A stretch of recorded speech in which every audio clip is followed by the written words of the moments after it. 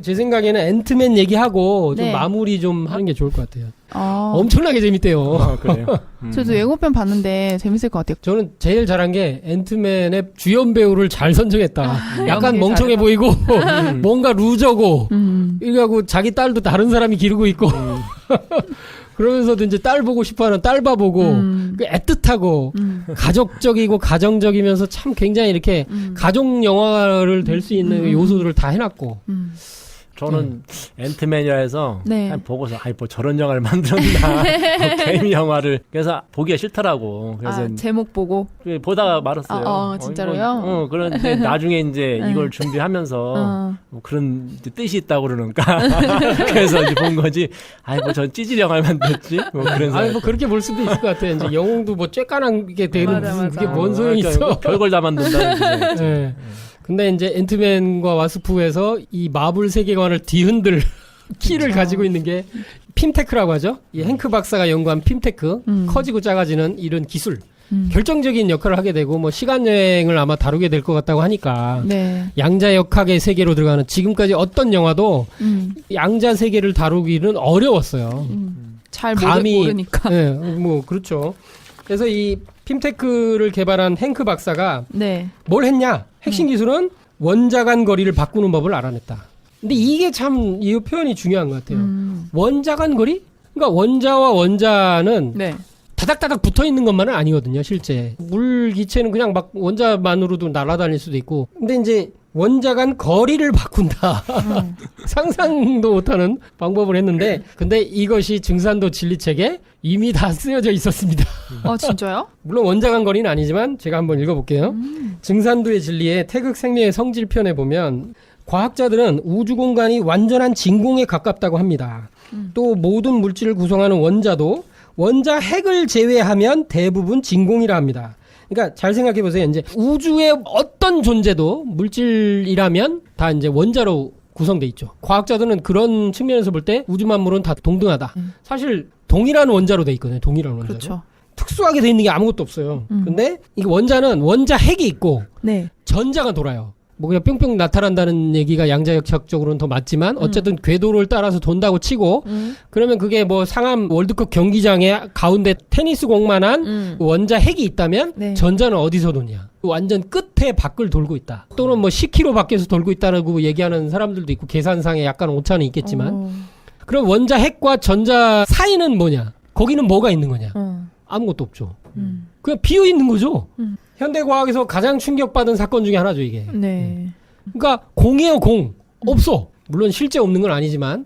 그런데 이 진리책의 내용이 뭐냐? 원자를 압축시켜서 원자 핵만 모아 놓는다면. 자, 원자 핵과 전자는 크기가 엄청나게 작지만 사실은 원자 핵에 비하면 전자는 훨씬 작거든요. 그럼 이렇게 생각을 해보는 거예요. 이제 비어 있으니까 네. 할 수 있다면 원자 핵이 있고 전자를 그 표면에 붙여보자. 그러면은 거리는 사라지겠죠. 네. 그런 식으로 계속 붙이는 거예요. 네. 근데 지구 전체를 구성하는 모든 물질을 구성하는 원자를 그런 식으로 붙여보자. 그럼 어떻게 되냐? 우리의 육신은 미세한 모래 입자가 아니고요. 모래 입자보다도 훨씬 작게 되고요. 지구를 그런 식으로 줄이면 탁구공만 하게 된다는 거예요. 탁구공. 제가 알기로는 원자 핵과 네. 전자가 거리가 떨어져 있다 하는 건 그 안에 전자 기력이 잡아당기 미는 건지 하여튼 뭐 그런 작용에 의해서 네. 거리를 유지하고 그런 회전 운동하고 그러면은 거리를 줄인다든가 그게 가능하다면 이거는 우리 말하는 네 가지 힘, 핵력, 전자기력 이런 걸 우리가 조정이 가능하다는 거거든 사람이. 네. 그걸 여기 아직 바탕을 깔고 있죠. 네, 그러니까 그 방법을 개발했다 이런 얘기를 지금 하면서 지금 가는 거라서 어떻게 보면 대통일장 이론이 여기 적용된 거예요. 그러니까 스티븐 호킹이 돌아가시기 전에 뭘 하고 싶어 했냐면 자기가 죽기 전에 유일하게 만들고 싶어 했던 이론이 있어요. 대통일장 이론인데 현대 과학에서 빅뱅 이후에 우주가 생성됐을 때 우주에 존재하는 네 가지 힘이 있다. 뭐가 있냐? 중력, 강력, 강한 핵력, 약한 핵력, 그다음에 전자기력이 있어요. 우리가 보는 대부분의 에너지와 빛은 전자기력이에요. 그리고 이제 소립자 세계에서 이제 양력, 뭐 강력, 그리고 이제 전 우주와 우리 우주를 넘어서서 중력이 작용하고 있다라고 보통 얘기를 하죠. 네. 근데 우주가 생성됐을 때 처음 플라즈마 상태 때는 그게 뭐 구분도 안 되는 상태였어서 그 네 가지 힘이 아마 하나의 이론으로 적용할 수 있는 상태였을 것이다. 네. 라고 추측을 해요. 근데 그 뒤에 어느 정도 나와서 진짜 짧은 시간 이후에 네. 중력은 분리돼 나와요. 어. 그래서 그러니까 뭐냐면 강한 핵력, 약한 핵력, 전자기력이 한 덩어리로 있고 네. 중력은요 그게 안 들어가 있어요. 중력은 진짜 알 수 없는 힘이에요. 그러니까 현대과학이 앞으로도 그렇고 이게 풀 수가 없을 거라고까지 절망적으로 얘기하는 게 중력이에요. 중력이 제일 흔한 것 같은데 네. 가장 미스테리한 게 중력이다. 나머지 세 개는 이론으로 합쳐져서 한 개의 공식으로 다 풀 수 있어요. 오. 근데 얘는 안 합쳐져. 근데 이걸 합치려고 노력한 게 끈이론이에요. 조건 이론. 네, 촉근이론이 뭐 11차원으로 두면은 어느 정도 합쳐지는 건 가능하다. 근데 이게 너무 미스테리한 이론이 돼버려서 너무너무 황당한 이론이 되고 평행우주를 인정해야 되고 막 이렇게 되니까 희한해지는 거거든요, 이게. 그러니까 이 스티븐 호킹이 이 중력마저 합쳐서 하나의 공식으로 설명할 수 있는 이론을 내가 죽기 전에 만들겠다. 자기의 꿈이 그거다. 이렇게 했는데 못 합쳤죠. 그걸 못 합치는 그 이유는 저는 하나라고 봐요. 그거는 동양 철학을 이해를 못해서 그런 거예요. 동양의 우주론을 이해하면 네. 이게 후천과학으로는 아마 합쳐질 거라고 보는데 우주를 네. 생명으로 보지 않고 하는 네. 이런 것 때문이라고 저는 생각이 좀 들고요. 여기 뭐 그 관련해서 얘기했네. 제가 빠른 세계를 다루는 특수 상대성 이론과 네. 양자역학은 디렉에 의해 통합되어 상대론적 양자역학이 탄생되어 있다. 그러나 중력이 매우 중요하게 작용하는 세계를 다루는 일반 상대성 이론과 양자역학의 통합, 즉 양자 중력 이론은 아직 미완성이다. 이론적으로는 촉근 이론이 제시되어 있다. 이게 지금 그 얘기인 것 같아요. 예, 맞죠. 이렇듯 대우주에 존재하는 물질조차도 거의 진공과 같은 상태로 존재하며 보이지 않는 에너지로 꽉 차 있습니다. 사실은 그 빈 공간이 아니에요. 그게 살아있는 생명, 살아있는 허라고 부르는 어떤 공이죠. 네. 무한히 넓은 우주 공간에 벌어져 있는 수많은 은하계의 성자도 실제로는 무국이 오묘하게 공약되어 생긴 공 속에서 생겨난 것. 나있으며 그 속에서 꿈결같이 변화하다가 사라져가는 것입니다.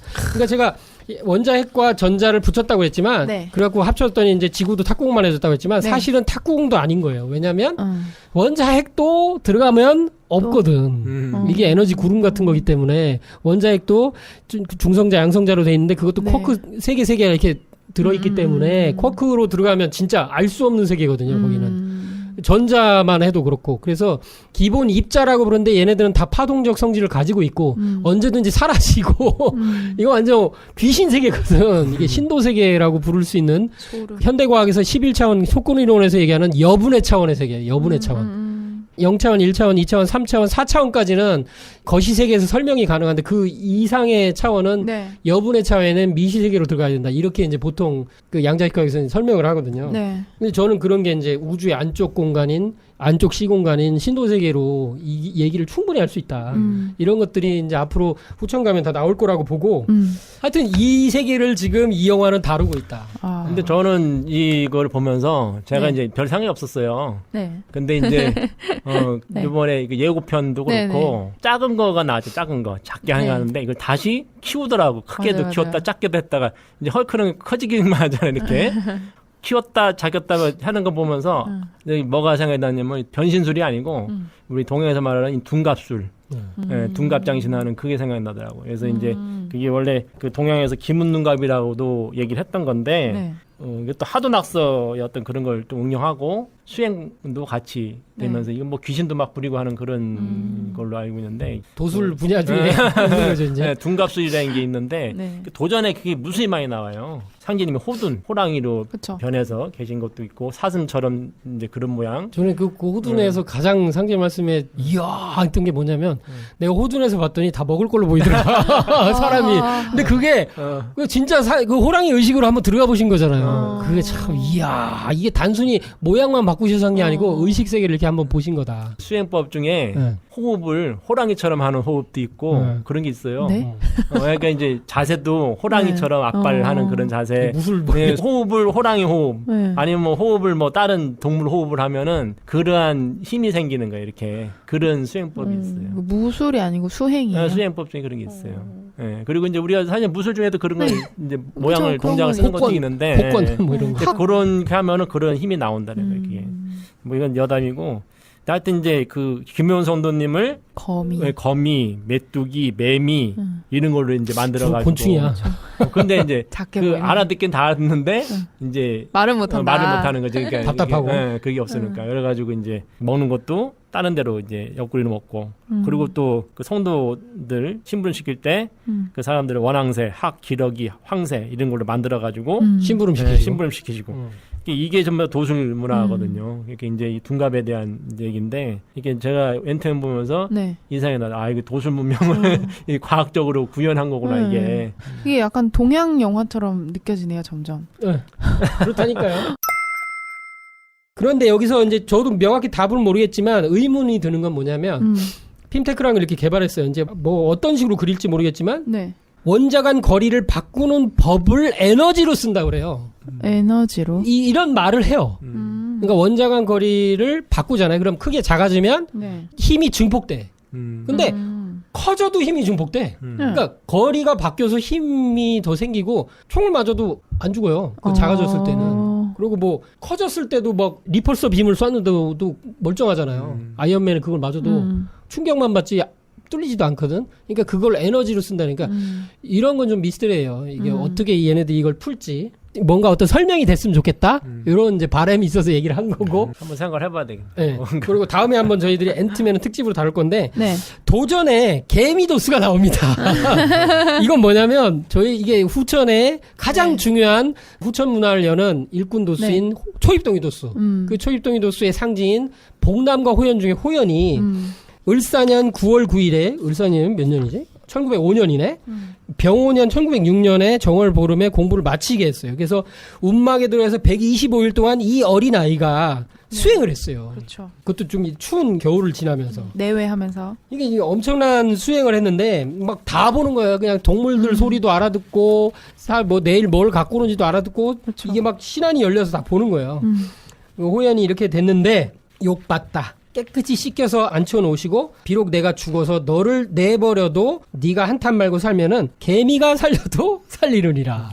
갑자기 그러니까 개미를 그냥 예로 드신 건가 생각하기에는 그 뒤에가 너무 분명해. 네가 죽어서 실내끼가 되어 내버려져도 개미라도 달려들어서 일으켜 세운다. 여기 보면 앤트맨을 개미가 이렇게 세우는 게 있거든. 실제 영화에 보면. 아, 그래요?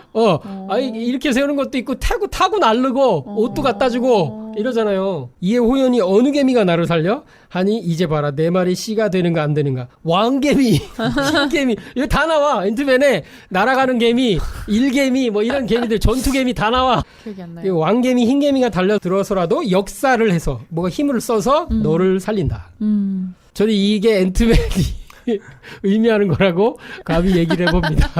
아니 근데 이 초입동이 도수의 수행 도수를 여는 앤트맨. 그 상제님이 이제 그 중요하게 말씀하신 그 곤충들이 있죠. 그렇죠. 네. 그 중에 이제 우리가 벌. 그렇죠. 벌은 규모 있는 벌레다.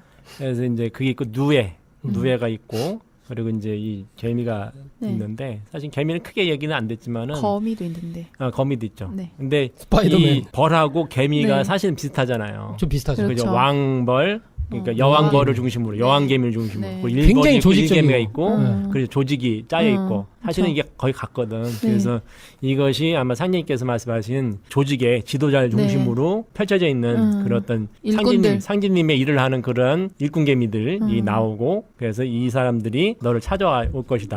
뭐 그 얘기를 한것 같아요. 좋네요. 좋은 해석이네요. 그러니까 지금 베르나르 베르베르의 이제 개미를 제가 너무 재밌게 봤는데 네. 거기 보면은 이런 말을 해요. 그 예를 들어서 이제 외계인이 있다. 굉장히 고도로 발달한 외계인이 지구를 찾아와서 문명인데 문명인으로서 이제 만남을 가지려고 하는 거예요. 그러면 누구에게 갈 것이냐 지구에 인간에게 갈 것이냐 나는 개미라고 본다. 이렇게 말을 해요. 네.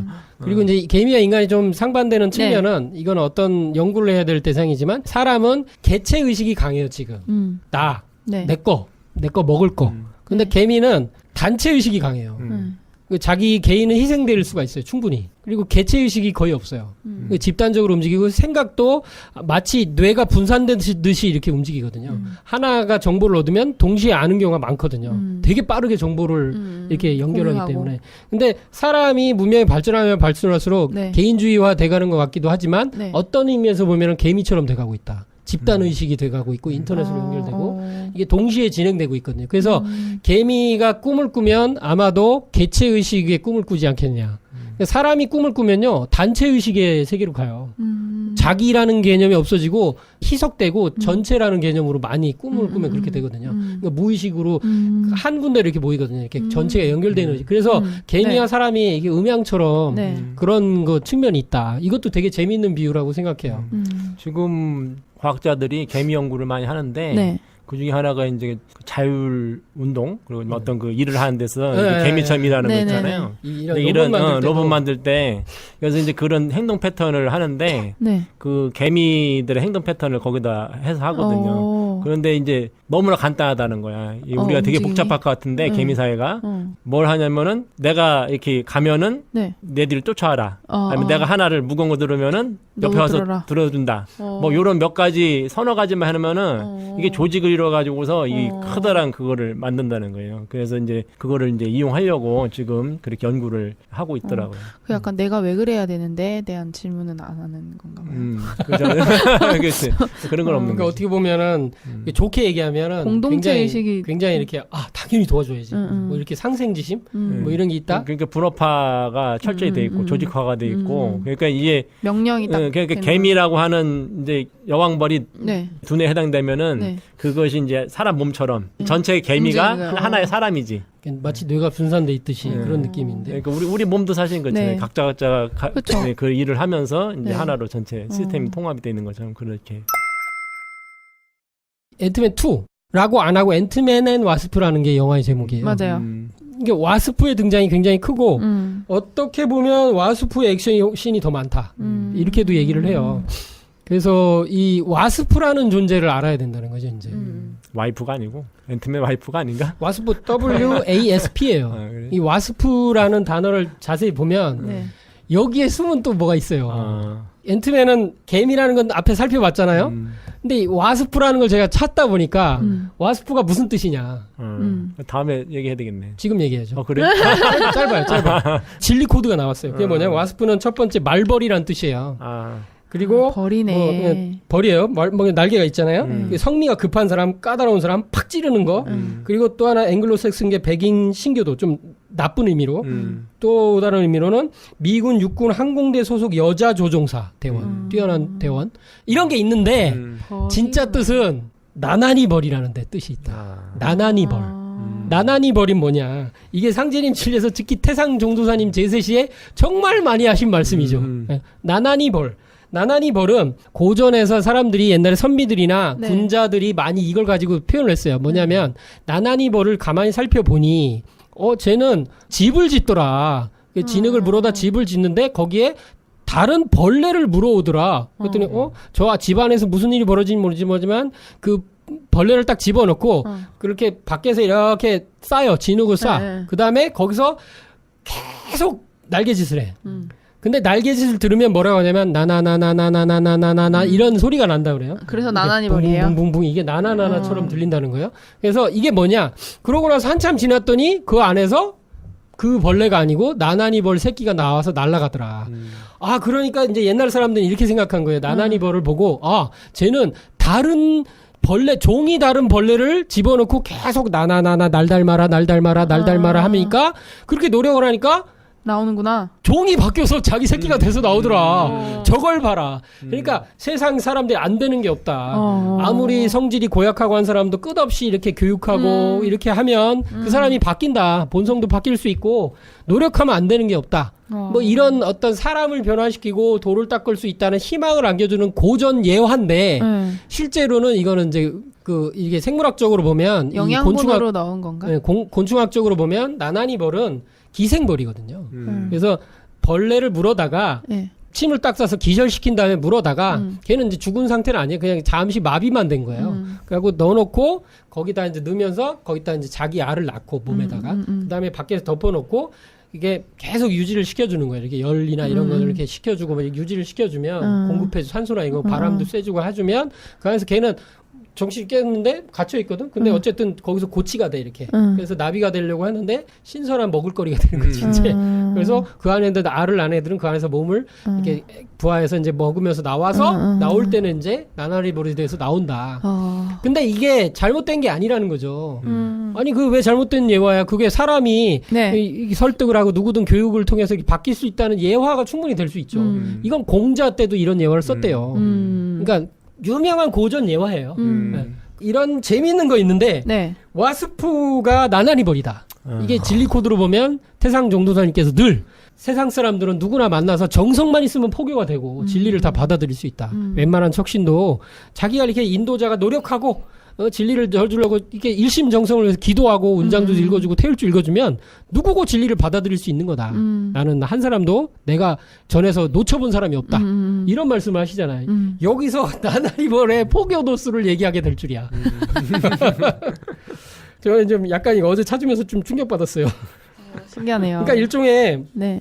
태상종도사님은 나나니벌이라는 애가 청구 애벌레를 물어다가 날 닮아라 이게 날마다 이렇게 해가지고 DNA 구조를 바꿔서 종을 바꿔서 그 나나리벌하고 똑같은 걸 만들지 않냐 이런 표현을 해서 그렇게 누구도 할 수 있다 이런 말씀을 하신 거죠. 일꾼론에 관한 말씀인데 와스프가 앤트맨과 와스프가 이런 메시지를 전하고 있다고 강력히 주장합니다. 벌과 개미라는 게 재밌는 것 같네요. 저는. 벌과 개, 그래, 그것도 벌과 개미네. 지금 그 벌과 개미네. 그러고 보니까 집단적이면서 충성스러우면서 이런 조직의 달인이면서 벌은 또 육각형이라는 우주 원리적인 측면을 천부경 코드를 자기 집으로 쓰고 있고. 그래서 아까 얘기하셨던 앤티맨이란 영화 자체가 가족 영화처럼 만든 게 그런 이유도 있겠네요. 그렇게도 볼 수 있고. 개미가 특징이요. 놀라운 지능을 가지고 있는 게 개미는 집단 생활하고 여러 가지 분업을 하잖아요. 네. 근데 거기서 다른 동물을 가축으로 길러요. 가축으로 굉장히 많이 길러요. 진드기 같은 경우도 버섯도 기르잖아요. 네, 버섯도 길러요. 버섯 종자를 일부러 우연이 아니고 일부러 물어와서 버섯 방을 만들어놔요. 거기다 이렇게 버섯 홀씨를 떨어뜨려 놓으면 거기서 이렇게 축축하게 해주면 잘 자라요. 그걸 새끼에게 먹여요. 네, 여왕개미에게도 먹이고. 그러니까 농사 짓죠. 가축도 하죠. 사람하고 솔직히 얘기해서 집 짓고. 그리고 페로몬으로 말도 하지. 뭐 도구도 써요. 그리고 실제 배도 만들어서 일부러 나뭇잎을 띄워서 거기에 이렇게 저쪽으로 이렇게 건너가게 돼요. 그러니까 실제 개미가 도저히 넘어올 수 없는 곳인데 넘어오는 경우가 있어요. 그 나뭇잎 타고 넘어온다고 하거든. 그럼 과연 다리도 놓고 막 그러죠. 네, 다리도 놓고 대단하다. 표면 장력 이용해서 자기네 몸을 이용해서 배처럼 떠가기도 하고 그 풍랑망나도 떠 있다고 하더라고. 그거는. 그게 불개미 아니에요, 그게? 네, 아마 불개미. 우리나라에 지금 요새 들어와가지고 네, 일으키는 살인개미. 지금 많은 저기 노출되는 그 앤트맨 코드로 보면 네. 아마 앤트맨이 시간 여행에 결정적인 어떤 단초를 제공할 것 같은데 이 앤트맨과 와스프에는 이렇게 짐작을 하고 있죠. 초기 1대 앤트맨과 1대 와스프가 있었거든요. 행크라는 박사, 자기 부인. 근데 이게 핵미사일이 날아가니까 앤트맨이 그걸 아무리 뜯으려고 그래 안 돼. 더 작아져서 양자형으로 들어가서 이걸 부셔야 된다. 그래서 이제 핵전쟁을 막을 수 있다. 그러니까 내가 들어갈게. 하면서 말릴 새도 없이 양자형으로 들어가서 이제 그걸 핵무기를 해체하거든요. 와스프가. 근데 그 1대 와스프는 사라졌거든요. 그리고 지금 딸이 2대 와스프가 되는 거잖아요. 그 2대 와스프가 양자형을 이용해서 이 인피니티 워에 이거 타노스가 이 손가락 한번 튀긴 거를 되돌릴 것 같은데 그거를 누가 할까? 결정적인 걸. 아마도 앤트맨이 아닌 1대 와스프가 하지 않겠는가. 1대 와스프가 지금 양자 영역 안에 있거든요. 못 나오고 있거든요. 그리고 딸이 저만큼 어른이 될 때까지 계속 있는 거예요. 그러니까 몇십 년 동안 있었던 거예요. 시간이 얼마 갔는지 모르고. 그러면 아마 양자 영역 세계의 비밀을 알았을 것이다. 또는 평행 우주의 비밀까지도 알았을 수도 있다. 근데 재밌는 거는 앤트맨의 이 영화의 1탄에 보면 앤트맨이 양자 영역으로 들어갔을 때 네. 원자보다 훨씬 작아졌을 때 갑자기 빛처럼 뭐가 쑥 지나가거든. 되게 빠른 속도로. 그건 그냥 빛이겠느냐. 그게 아마 1대 와스프가 지나간 걸 것 같다. 라고 짐작을 해요. 왜냐면 멈춤 화면으로 보면 날개 2개가 보여요. 오호. 실제. 그래서 굉장히 재밌는 거예요. 이런 게. 이런 것까지 깔고 이게 만약에 맞다면 소름. 네, 저희 팟캐스트를 만드는 사람 후원금을 아니 만드는 사람도 대단하고 그 해석하고 이걸 찾아내는 것도 참 대단하다. 그죠. 네. 아, 진정한 몰입 상태. 저도 칭찬 좀 해주세요. 아유, 직접 찾은 거예요? 아니요. 아, 그 있는 걸 네. 누가 밝혀낸 걸 다시 찾았구나. 근데 이것도 확실하진 않아요. 네. 음. 자, 이런 그 시간 여행과 평행 우주의 세계로 들어가게 될 것 같습니다. 네. 네. 슈퍼히어로를 잔뜩 해봤는데요. 배트맨 지난번에 이제 현대적 슈퍼히어로 최초의 슈퍼히어로가 이제 슈퍼맨과 배트맨이라는 걸 알게 됐잖아요. 네. 그 중에 이제 배트맨은 이 조이선인 훈련을 받았다는 이런 충격적인, 왜냐면 백두산에 가서 키릭이라는 한국인 스승 밑에서 공부를 했으니까. 물론 스승이 한 명만 있었던 건 아니더라고요. 찾아보니까 사격 스승이 있고요. 아, 따로. 뭐 이렇게 있었어요. 근데 이제 뭐 권투 스승이 있고 막 네. 이랬었어요. 근데 네. 가장 의미 있는 가장 위대한 스승이 키리기로 지금 보여지고, 그리고 중국에 가서 정신문화 그걸 들어요. 중국인 스승 밑에서 뭘 배우냐면 도덕경을 배운다는 거예요. 도덕경을 배워서 도가도 비상도화 해서 도덕경을 쭉 한 걸로 봐서, 원래 도덕경의 원문 내용을 쭉 보면 네. 그거 이제 81자 뭐 이런 것도 있고 하니까 아마 천부경 네. 코드가 그대로 들어있고, 천이생수 그 원문 지금 주간 발견된 거 보면 도덕경 옛날 원문에 천이생수라는 글자도 나온다고 하니까 이런 걸 보면은 이건 천부경 코드거든요. 네. 그러니까 배트맨은 철저히 구도자다. 물론 고민하는 구도자. 자, 선과 악 사이로 왔다 갔다 하는 너무너무 이제 고통스러워하는 구도자. 그러면서 천부경 코드도 접했고 조이선인 훈련도 받은 정말 이게 참 검은 옷을 입은 구도자로 결론을 내릴 수 있다. 얼마든지 이거는 다른 반론을 피십시오. 저는 다 반박할 수 있어요. 그리고 또 하나는 이제 슈퍼맨으로 제가 이야기를 마칠 건데, 네. 이 슈퍼맨이 뭐 지난번에 저희가 많이 얘기를 했지만 네. 파란 망토로 얘기하지만 사람들은 보통 빨간 빤스로 많이 얘기하죠. 바지 위에 빤스 입은 뭐 영웅 뭐 이렇게 얘기를 하는데 약간 이상해요. 근데 어쨌든 빨간색과 파란색이라는 걸 통해서 태극의 어떤 이미지를 볼 수가 있는데, 네. 그거를 기가 막히게 얘기한 게 이제 맨 오브 스틸이죠. 맨 오브 스틸에서 좀 리부트 됐는데, 슈퍼맨이 빨간 파란 그런 기본 약간 어두운 색이지만 그런 옷을 입고 있으면서 가슴에 S자가 있잖아요. 네. 그래서 외계인이 이제 쳐들어와서 이제 지구인을 그러니까 이제 면담을 하고 이제 올라가야 되는데, 네. 얘기하는 게 뭐냐면 그 S자가 무슨 의미예요? 아, 그런 게 나와요? 네. 로이스 레인이 그렇게 물어요. 영화에 그 얘기 나온다고? 네. 네. 그랬더니 로이스 레인이 대사로. 물으니까 S가 아니에요. 이렇게 얘기를 하거든요, 슈퍼맨이. 그러니까 당연히 S가 아니죠. 외계인에서 왔으니까. 이게 원래 칼 L 가문의 그 가문의 문양이거든요. 근데 이 가문의 문양인 S라고 보여지는 이거는 실제로는 제 고향별에선 희망의 상징이에요. 이런 말을 하거든요. 아, 그래요? 그러니까 S가 아니에요.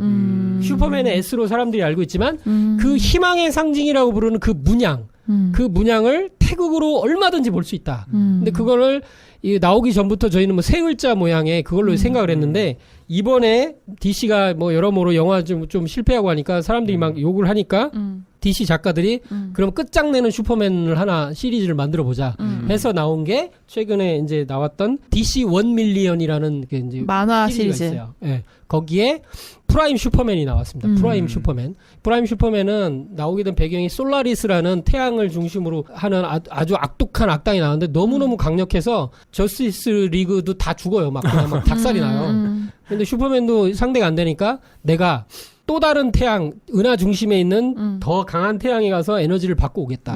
그래서 대결을 하겠다. 그래서 우리 태양의 7배 강한 태양으로 가요. 그 거기도 칠수가 나와요. 숫자 7이나 이것도 우연은 아닌 것 같고요. 그래서 그 태양 안으로 들어가요. 근데 너무 이 태양의 에너지가 강력해서 잠들어 버려요. 그래서 15,000년 동안의 시간이 지나고 나오게 되는데, 15,000년 동안 시간이 지나고 나오니까 저스티스는 박살이 났고 뭐 이미 우주사는 다 바뀌어 있는데, 그 거기서 얻어진 힘으로 과거로 되돌아갈 수 있을 정도의 힘이 생기는데, 15,000년 만에 나온 이 슈퍼맨은 프라임 슈퍼맨, 즉 궁극의 슈퍼맨이 이제 돼요. 그 크립토나이트가 있어도 약해지지 않고 신선이 됐네요. 네. 그리고 몸이 완전히 황금빛이 돼요. 한마디로 얘기해서 야. 황금 인간이 되는 건데, 예, 종도사님께서는 개벽 실제 상황에서 이 황금 인간을 다른 말로 인금이라고 표현하셨어요. 인금, 인간인데 금화된, 그러니까 인간 열매란 뜻이죠. 가을에 인간 열매를 인금이라고 표현하셨거든요. 저는 그 표현도 좀 기가 막히다고 생각해서 이제 이 프라임 슈퍼맨이 인금이 된 게 아닌가. 임금. 임금? 임금. 그래서 이 프라임 슈퍼맨은 네. 놀라운 특징이 하나 있어요.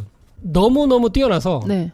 자기만의 독자적인 우주가 하나 있어요. 어. 그 자기 우주에서 에너지를 계속 공급받아요. 오. 자기 우주가 하나 있어요. 그리고 나중에 이제 다 물리치고 나서 저스티스 멤버들을 그 자기 우주로 초대를 해요. 웰컴 투 더 마이 유니버스 이렇게 얘기를 해요.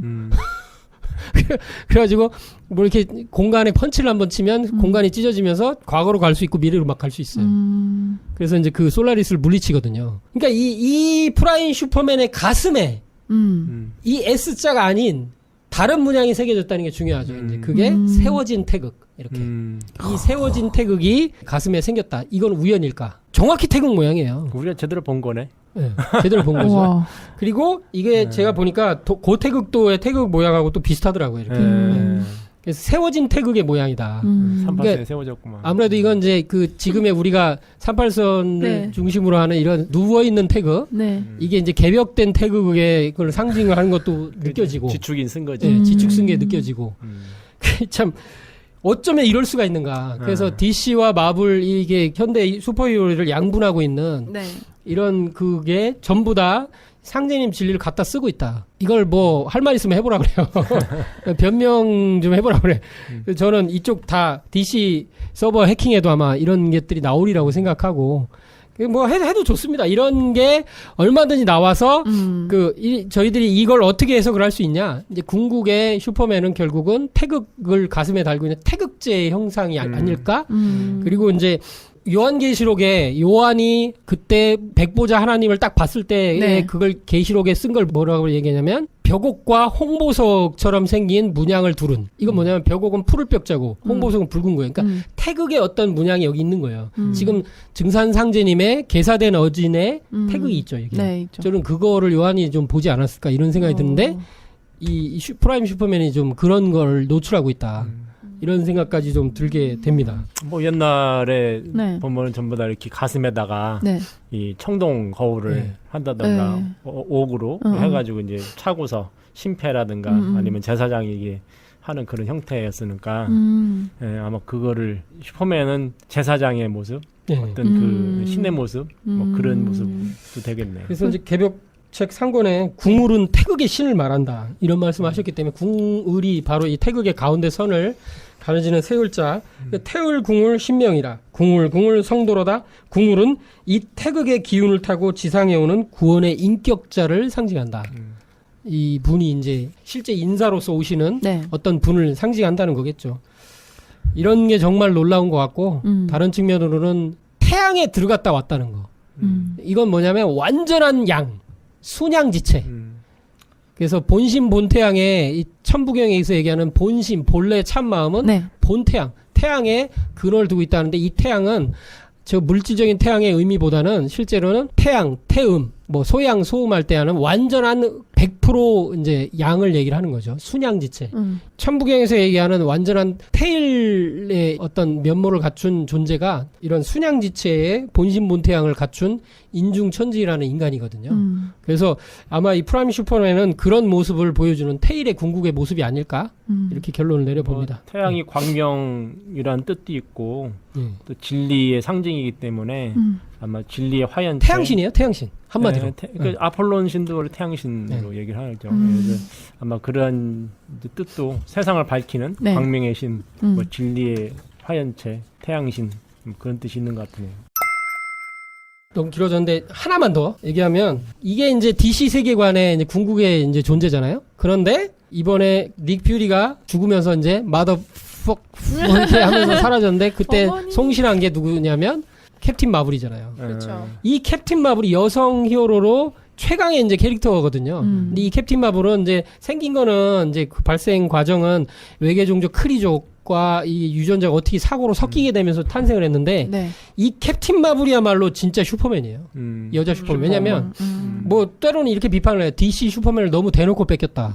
왜냐하면 이 캡틴 마블의 에너지 소스가 태양이에요. 음. 태양의 모든 에너지, 태양 에너지를 흡수해서 그거 가지고 싸워요. 그래. 네. 그리고 이 캡틴 마블이 가슴에 이게 별 모양이 있는데 이 네. 별 모양이 8개의 꼭지점을 두고 있는 별이다. 이거는 제가 볼 때는 진리적인 해석으로 보면 팔선이 아닌가. 팔은 팔양에 팔은 신선을 뜻하고 팔방이를 뜻하는 이게 괴상의 모양도 있고 네. 팔이 이제 38목 그게 목기운이거든요. 목기운. 강력한 생명력, 솟구치는 생명력. 그래서 캡틴 마블은 그 무기를 쓸 때나 어떤 에너지를 쓸 때 최강의 모드가 됐을 때는 바이너리 모드로 간다고 그래요. 바이너리. 바이너리가 이제 이진법으로 번역이 네. 되잖아요. 그러면은 어제 뭐라고 하셨죠? 뭐라고 하셨죠? 태극이라고 네. 한번. 그러니까 그렇지 않나? 이진법이 네. 0과 1이니까 이거 네. 음양 코드가 바이너리거든요. 그런 어떤 태극의 상이 있어요. 근데 슈퍼맨도 태극의 상이잖아요. 그죠? 우연인가? 이거 저 우연이라고 생각이 안 들어요. 이런 것들이. 네. 베낀 건가? 진짜? 아, 그러니까 대놓고 베꼈다는 얘기도 있곤 한데 어찌됐든 간에 이걸 공통적으로 최강의 네. 영웅을 이렇게 그리고 있다는 거 DC와 네. 마블이. 그리고 네. 바이너리 모드가 됐을 때는 뭐 광속보다 몇 배 빠르게 날 수 있고 네? 그리고 이렇게 양손에 에너지 블러스터가 뭐 아이언맨이 쓰는 것보다 비교로 할 수 없을 정도로 강한 이제 블러스터를 쓸 수 있다. 뭐 그리고 이제 이 이외 심리적이고 영적인 세계에 막 그러니까 토르가 룬킹 토르라 해서 완전 지혜가 완전 열리잖아요. 근데 이 바이너리 상태에서 그게 된대요. 우주 지혜의 그 근원까지 접근이 된다. 뭐 태극 생명체니까 그럴 수밖에 없네요. 네. 뭐 아까 나왔던 프라임 슈퍼맨은 네. 태극이라고 하는 거를 네. 여기 가슴에 새긴 네네. 거고 바이너리 상태가 된다는 거는 태극이 실제 쓰임을 말하는 거니까. 이게 이제 태호복기 씨가 시획 8개를 했는데 실제는 태극을 그린 거잖아요. 네. 근데 8개와 태극은 하나처럼 얘기할 수 있어요. 이런 걸로 보면. 그렇죠. 그러니까 이 코드가 다 들어있어요. 양쪽에 2개의 얼굴처럼 들어있는 거예요. 한쪽은 남자, 한쪽은 여자. 음양으로 음양 네. 코드. 그것도 뭐 남자 여자 슈퍼맨이 또 음양이네. 그러네요. 태극이네 태극.